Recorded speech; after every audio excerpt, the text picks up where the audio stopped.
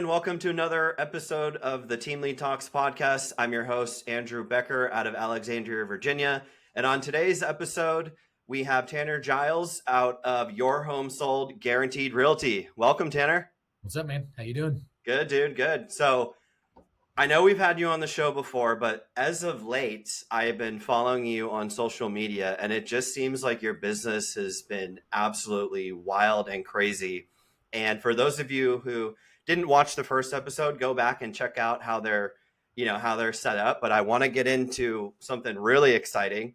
You've been posting for what, like the last 3 weeks, 4 weeks straight. Mm-hmm. Today, our team set 50 appointments and got 100 leads. Today, our team set 45 appointments. And I reached out to you and I was like, dude, what on earth is going on down in Tennessee? How in the world are you doing this? And will you come back on the show so you can talk this through and we can kind of like show people that people and teams are still doing business even in today's economy and in the world of real estate in the US right now. So that is a super amazing data point to talk about, but walk us through. I know you're big on numbers, dude. Like last month, give us some data and then we'll talk about how you're doing this. Sure. So I want to, before we get to that, I do want to talk about, real estate agents in, today's market, right? So NAR did post their reports on agent production over the last 12 months. And I think there's like 1.4 million, realtors in North America, and 80% of those didn't sell a single home in the last 12 months. Yeah. So, that's just like a crazy number to me. And then the ones who did sell, so I think there's like maybe 400,000 who did sell a home. Majority of them only sold like 4 homes for the year. Yeah. So I think there was only like 387 real estate agents that made $1 million selling real estate in the last 12 months. And just to give a background for your operation down in Tennessee, I mean, you guys close hundreds and hundreds each year. Yeah. Where are you today in terms of close volume?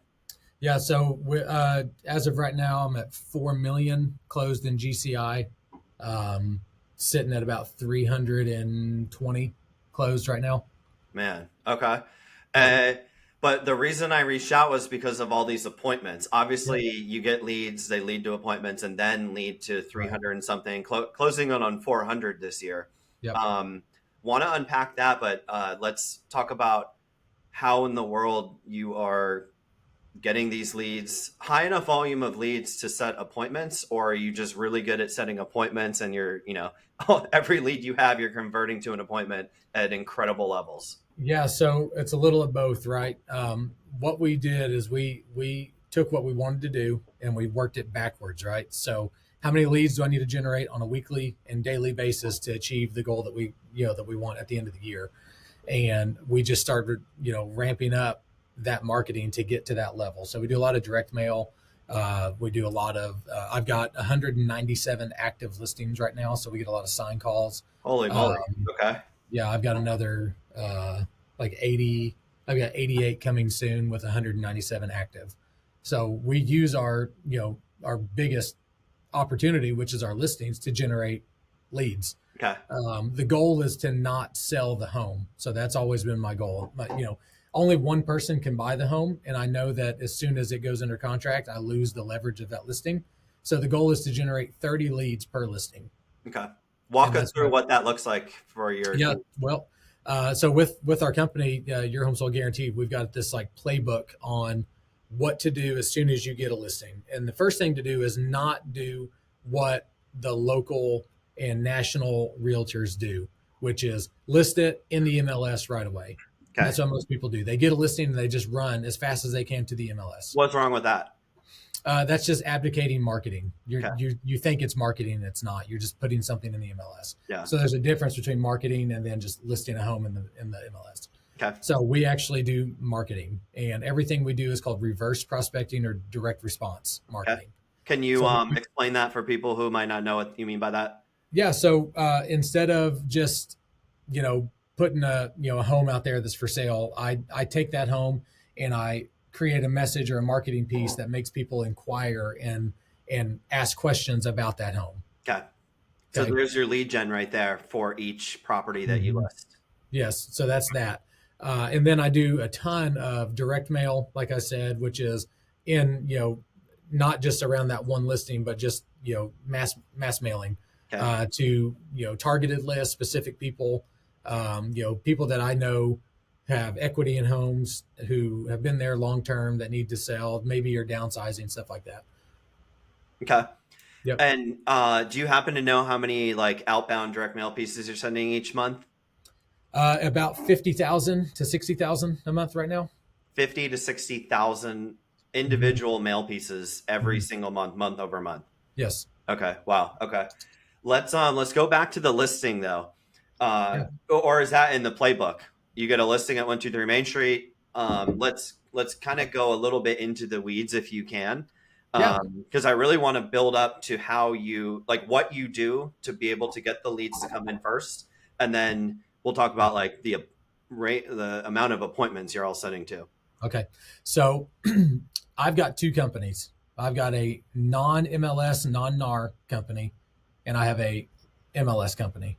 All right. So I've not yet figured out how to in mass deal with showings and Supras because those are tied to the monopoly of which the MLS is. Okay. You can't have access to showing time unless you're connected to the MLS. Same with Right. Supra.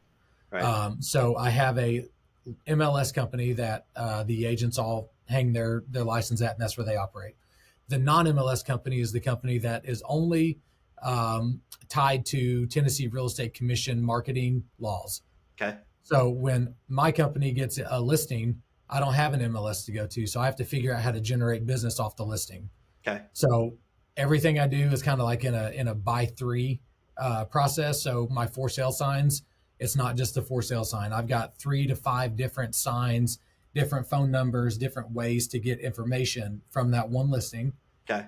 We've got our directional signs, and then we've got our cash offer signs. Okay. So I've got 3 things on that.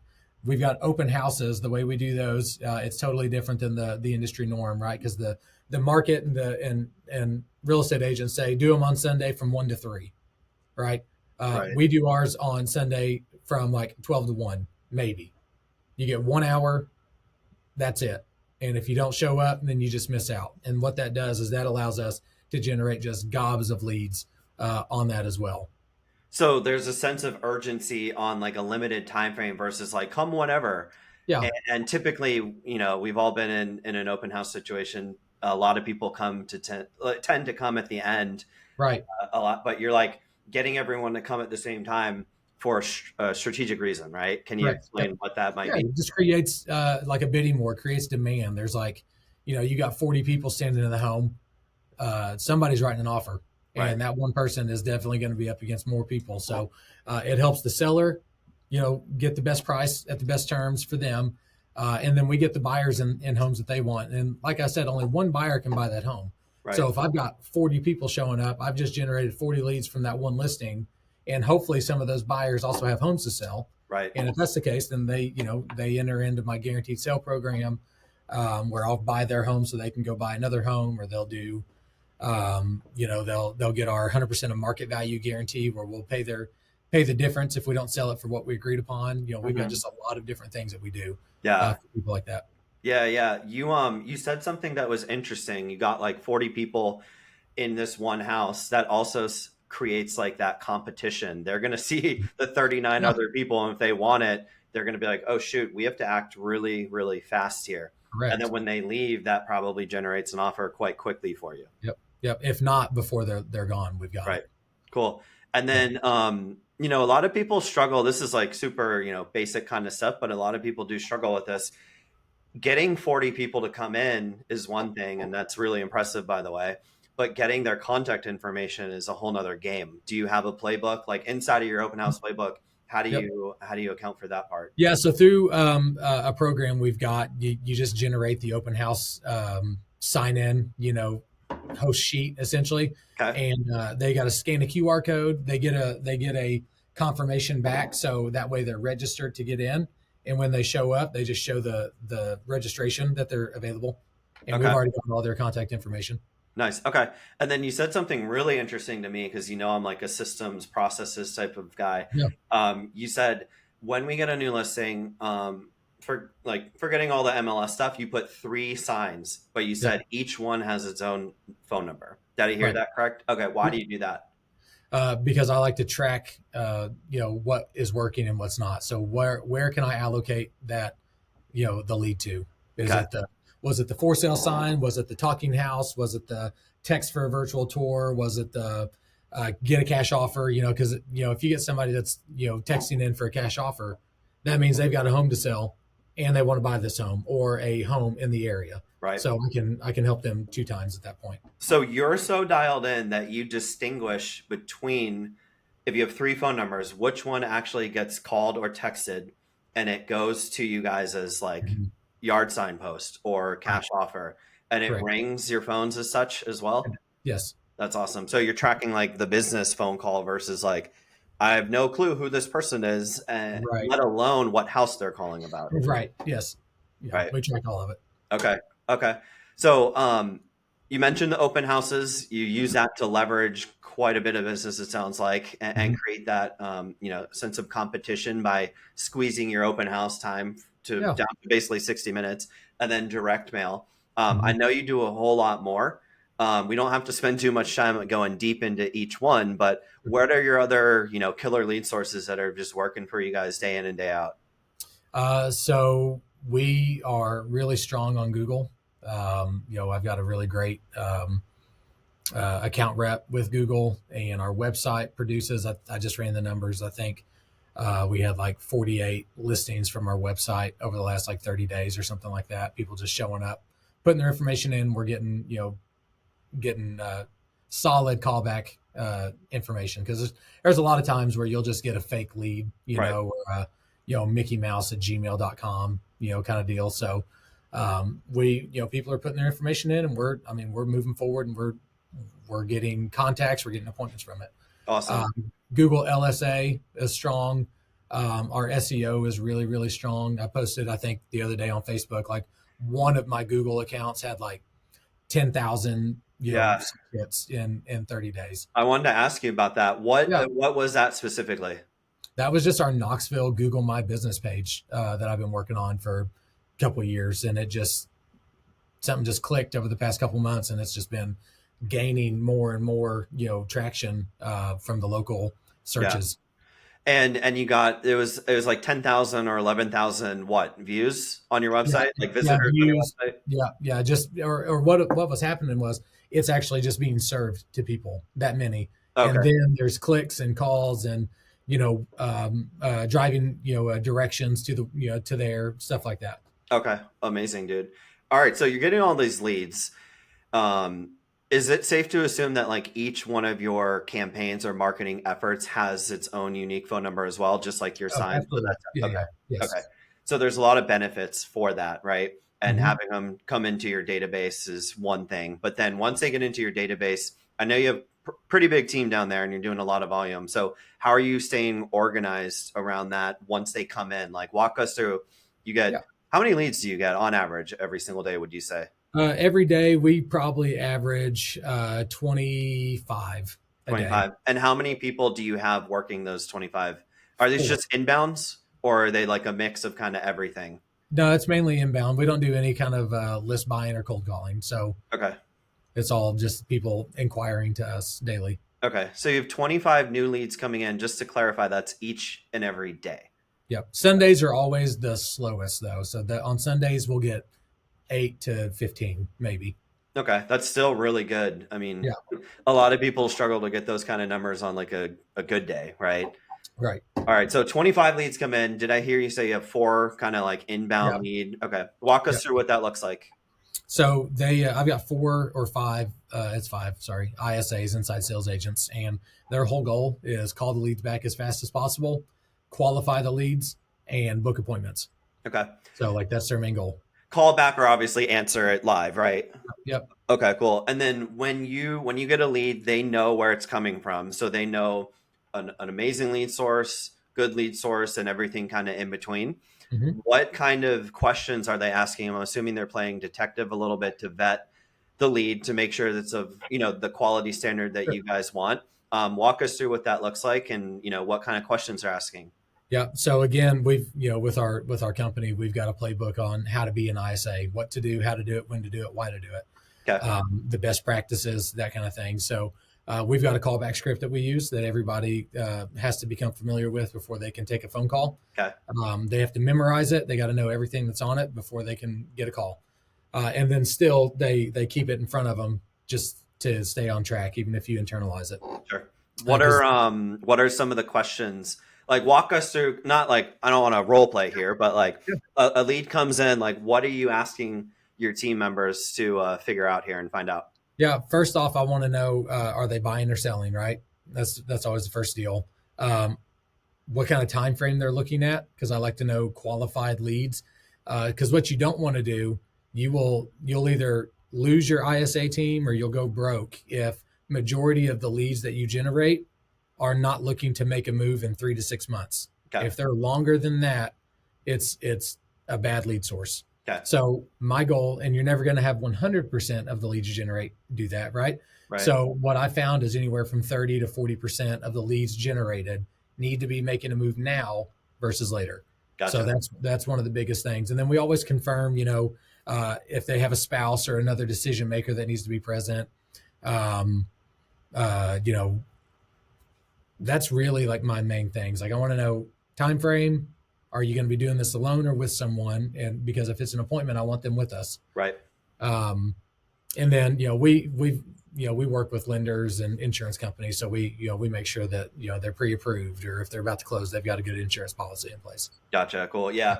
Let's talk about why that is so important. The vetting process of, I mean, even if you don't have an ISA team yourself, if you're Yeah. a team leader out there and you're having these phone calls, it's because it honestly like a morale thing, and you can get kind of into a situation where it doesn't make sense, and then you've wasted a day, a week, or however long it's been chasing it. But for you specifically, you want to figure out if this is the real deal or not sooner rather than later, because Mhm. you actually set appointments for your agents, correct? Correct. Yeah. You have a pool of agents that wait to get vetted appointments put on their calendar. And what would happen? I mean, pretty obvious here, but what's going to happen when you start putting appointments on my calendar and all of them are like tire kickers 6 months down the line? I'm not going to trust the leads that Right. were given to me, or the appointments were given to me, and I'll get Yeah. really frustrated. Yeah. That is the thing. So when I do talk to people outside of our company, I get a lot of inquiries from agents on like, what are you doing? How you doing this? And uh, there's a difference between teams and real estate companies and how they operate. I know of a team locally. They say they're a team, right? And to them, a team is everybody's making as many dials as they can a day, and you book your own appointments, and you go meet the appointment, and you go show them houses, and then you write the offer, and then you take it to closing, and then by the time you get it closed, not wasted, you've missed 40 days of Right.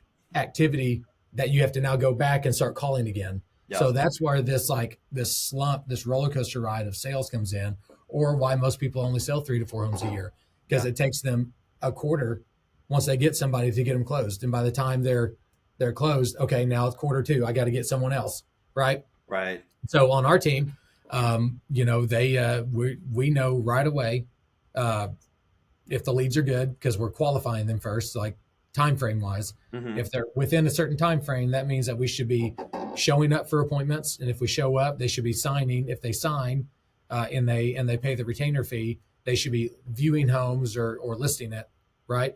And once we get to a certain point, then the agent, once it goes under contract, the agent goes right back to appointment. Right. They're not going from contract to close. Yeah. I've got the transaction team handling that. So if I were to give them bad appointments, or I were to not vet the appointments or have them qualified, or they didn't show up, then you start losing the trust of the team. Yeah, absolutely. Yeah. And there's kind of two things to unpack in that scenario that you just painted, Tanner. Number one, you're tracking conversion rates of, Yep. Andrew is on Tanner's team and I get 10 appointments and I sign 5, I'm converting at 50%. That's super important. And if there's an issue, you can get to it very quickly. Right. Right. Yep. Yeah. That way, I mean, throughout the entire process, that's why you want to track, is it a lead generated problem? Is it a lead quality problem? Is it a appointment booking problem, showing problem, signing problem, or closing problem? Right. So then you can just dig into one of those 5, decisions and move forward. Yeah, it's incredibly hard. That's awesome that you're doing that, but you have that data, right, to Yes. actually look at. It's incredibly hard. This comes into like the concept of running your business like an actual business, knowing numbers to make those data-driven decisions. It's like you can't really do that if you're not tracking stuff relentlessly and religiously here. So that's a super important part. And then I love hearing you almost operate like a concept of a doctor's office, right? The doctor isn't like answering the phone, making copies, and then like leaving his patients, right?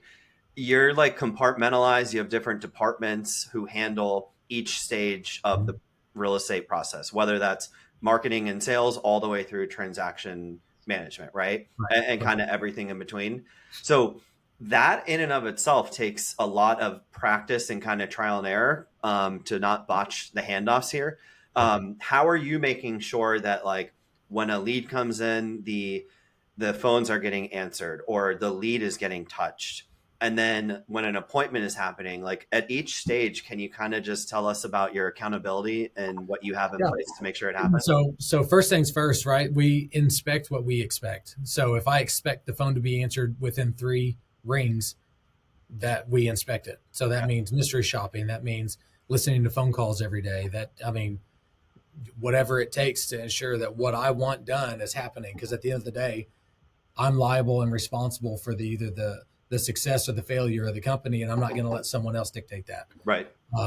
Step 2 is I've got a solid leadership team of people around me. I don't do this by myself, and I couldn't do this by myself. So every single person that's in the leadership team is responsible for their part of, the process, whether it be pending the closings, whether it's getting, conversion rate, whether it's the ISAs, whether it's the marketing, and they all do their own data gathering and their own metrics and their own KPIs, and then they report to me every Tuesday. So every Tuesday we meet and we go over what's working, what's not working, what do we need to fix. Are we up or down same time last year, month over month? Like what's going on in the business? And then we just adjust from that. And that's, I mean, honestly, man, that is how you sell like 400 or 500 homes a year. Like you mentioned before, the ones that don't have that type of a system in place or like playbooks, SOPs, whatever you want to call them, it's true. I mean, that's why they have one listing and it takes up all their time because they can't leverage. You guys are an excellent example of you've figured out the leverage part of this game. Right. And other businesses do that too. If you look at McDonald's or a car dealership, like everyone leverages through systems and processes. So how important is that in your operation? Yeah. I mean, I've said it once and I feel like it started clicking for me a couple of years ago and I say it a lot now. And what I'm about to say is that real estate agents are all taught by the same people who don't sell homes. They have no idea how to market and how to sell. The average, like I said, the greatest, achievement is getting your real estate license and then coming into the field. And then 80% of the people don't sell a home. And those same people are the ones telling you how to market, how to find buyers and sellers, how to do, it's like, you've got to ethically and legally violate every single thing that they say to do and do it the way that's going to work. Right. And that's how we do what we do. Like every real estate agent is the exact same. They're a commodity. They do exactly what everybody else does. Right. And we don't do that. And that's how we are successful because we've got guarantees, we've got certainty, we've got programs, systems, products that people want and pay way more money for than anywhere else. Right. We are the highest paid real estate company in the area as a percentage of transaction, purchase price. Right. I get paid 3 times per deal, meaning I get a retainer fee, I get a commission, and I get a transaction fee. Okay. We do more deals. We help more people. I'm the most 5-star reviewed company, collectively on the internet for real estate. So don't do what everybody else is doing. Do your own thing. Right. And that's Yeah. how we're successful. That's really cool, dude. And by doing your own thing, you're learning. That's the trial Yeah. and error part. I'm sure you've done stuff like I've done a Yeah. bunch of stuff that we wasted money on and Yeah. lost money on. But you try, you test, right? A/B split test everything and anything you can. But then you look at what's working, Yep. put a fence around it. Look at who's working, put a fence around them, Right. and then look at what's not. And really important, who's not working. Like the ability to you know, look at a lead source and be like, we have 3 lead sources, A, B, and C. A is producing 80%. So why don't we keep doing that? We'll get rid of C because we actually lost money. But a Yep. lot of people also need to figure out or realize, I suppose, there's a return on investment in your team as well. And some people are much better at returning revenue back to you and the team than others. Yeah.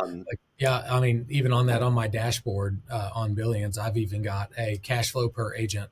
So I can see my goal is I want every agent to generate the company $250,000 in GCI. Okay. So I've got them ranked from most to least on that. I mean, Like a year-to-date tracker. Yep. Yeah. So would you mind sharing, if you fall below that threshold, 250 over the year?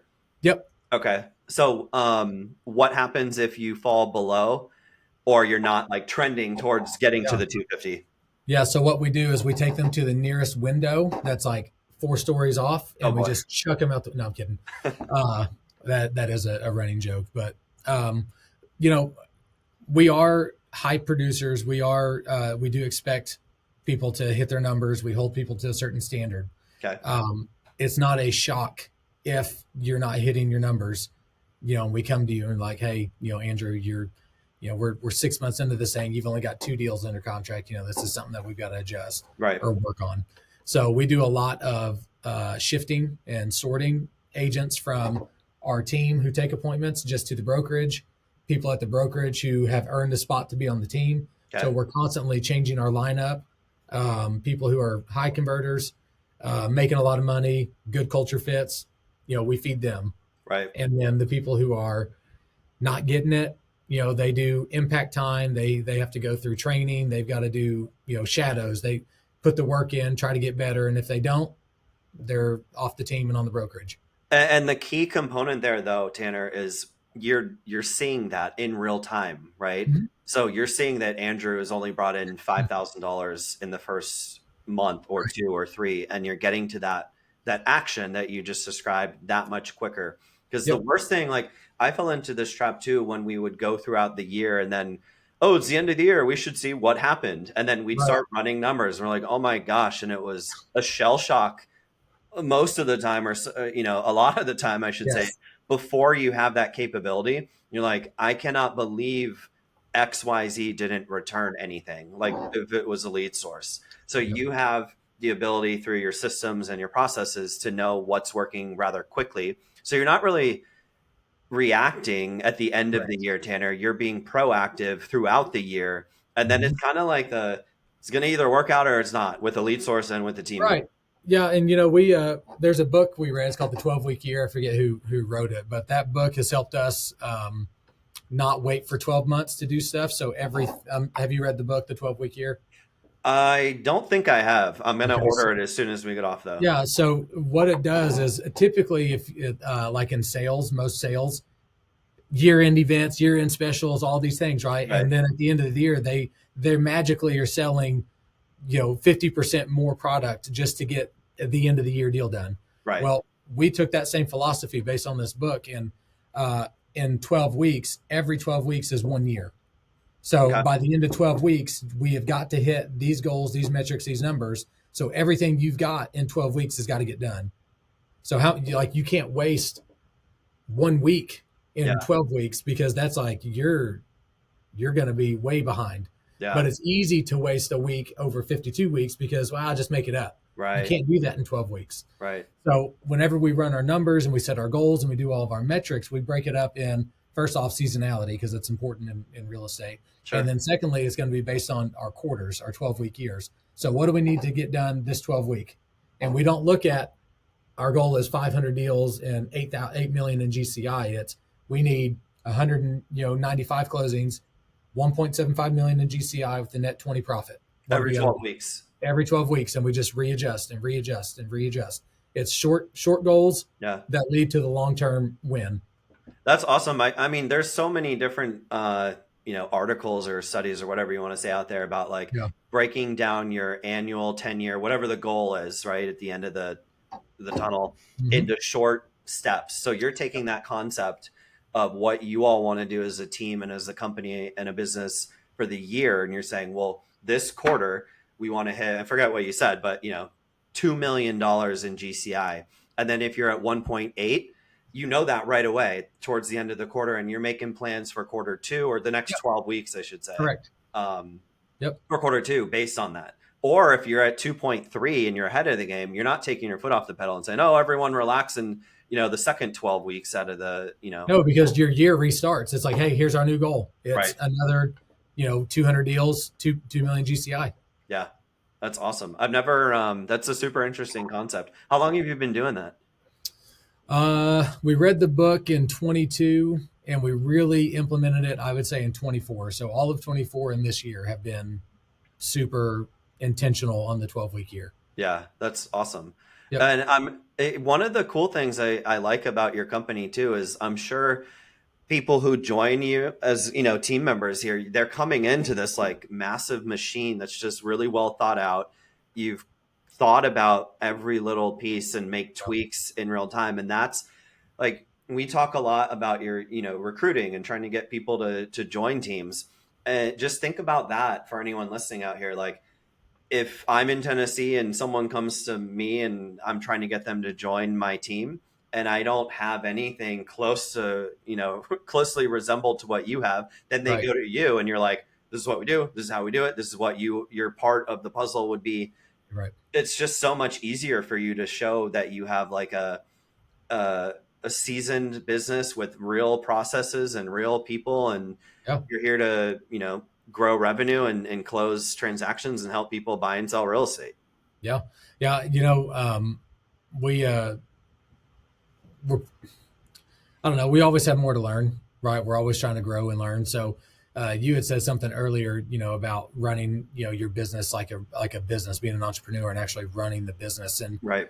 And when you get to a certain point or doing what we're doing, there's no one to copy, right? I don't know any real estate sales team the way we are that's doing 500 deals a year or 600 deals a year. So whenever we start moving and adjusting, it's all trial and error, trying to figure out what's the next right move. How can we incorporate, AI into the business to make us more efficient? It may not even be doing more deals next year.